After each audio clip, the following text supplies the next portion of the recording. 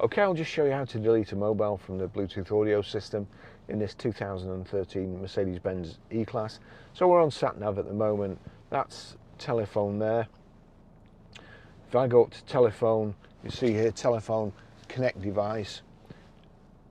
If I go down to telephone, that won't really show anything. Now, if I go to connect device, I don't want to connect to device either, but if you go to connect device, click on connect device, then it brings up a list of all the phones.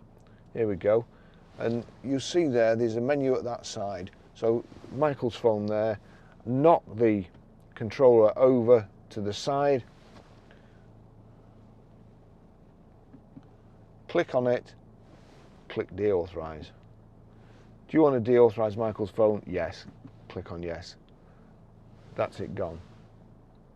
So we'll just do that again. So select my phone, hang on. Select my phone there, click over to the side, click on it again, click deauthorize. Do you want to deauthorize Barry's iPhone Pro? Yep, that's it done. I'll do it again with this one. Deauthorize, yes, yes. Deauthorize, yes. So that's it, they're all gone.